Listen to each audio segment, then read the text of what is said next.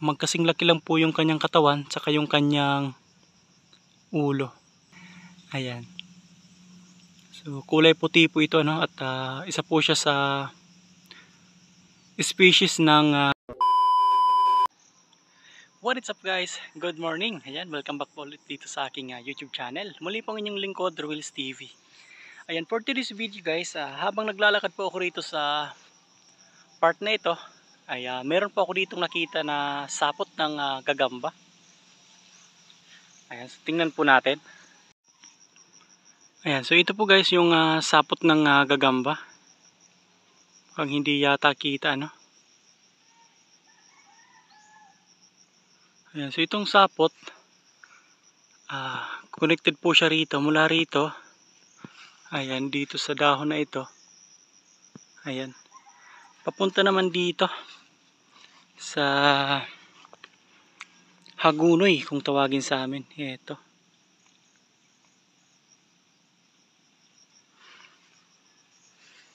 Subukan po nating hanapin.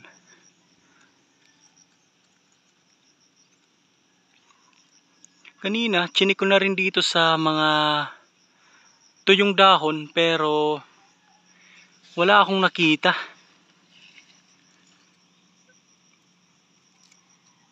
Kasi halos karamihan naman ng gagamba ay nandito sa mga tuyong dahon. So ito yung pinakamababang parte ng sapot niya. So ngayon, check po natin dito sa may mataas na parte. Dati kasi pag naghahanap kami ng gagamba, karamihan sa mga nakukuha namin nandito sila sa may pinakamataas na parte. So subukan po natin dito tingnan.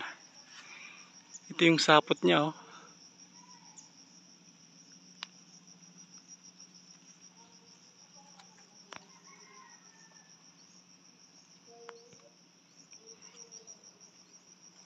So wala na po akong makita rito na ibang sapot na palatandaan na pwede nating sundan para sana makita natin siya. So ito lang talaga yung sapot niya.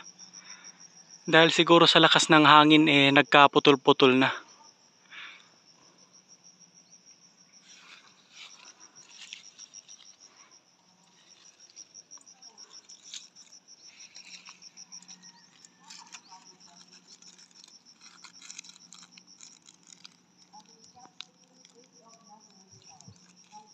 Wala rin dito. A few moments later. Ayan guys, so bali nasa 5 minuto na rin siguro akong naghahanap rito sa part na yan. Pati rito. So wala talaga akong makita guys. Pero kanina, meron din akong nakita rito na dalawang uri rin ng gagamba, no? Eto guys. Malit nga lang to. Ayaw mag-focus. Ayan. So malit lang po yan. Yung tawag po dito, cross orb weaver, no? So sinearch ko rin po yan sa Google at yan po yung lumabas. Cross orb weaver. Kung mapapansin po natin, halos parehas lang po yung laki ng katawan niya sa kanyang ulo. Ayan, oh. Cross orb weaver.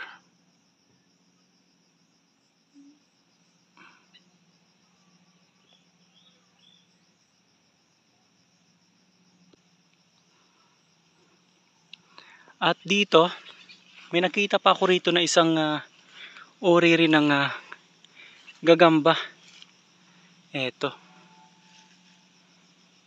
Ayan, kulay puti naman po siya at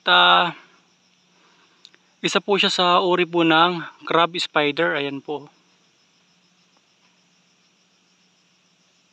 Kulay puti po siya.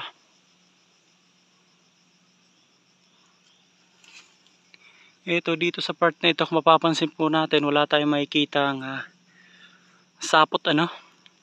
So nandito lang po siya sa kanyang lungga. Ayan. So kulay puti po ito, no? At isa po siya sa species ng crab spider.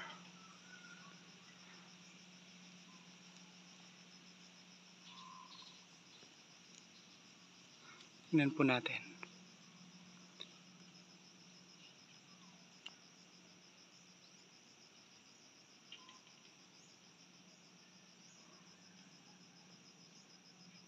Ayan. Kahapon kasi may nakita ako dyan sa part na yan, sa medyo masukal na isang uri rin ng gagamba na magaling mag camouflage, no? So bibihira lang din po yun makita dahil nga po sa magaling po siya mag camouflage at wala rin po siyang palatandaan, no, ng gaya ng sapot niya. Kaso binalikan ko kanina, yun nga lang wala na. So ipapakita ko po sana sa inyo, kaso nga lang wala na siya.